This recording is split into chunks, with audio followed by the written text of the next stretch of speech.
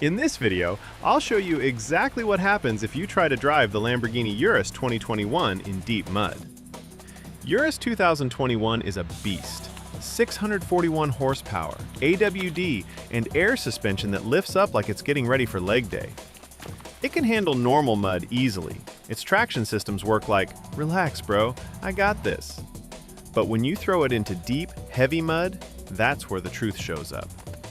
Those wide performance tires turn into slippery sandals, sliding around like someone wearing Crocs on a wet floor.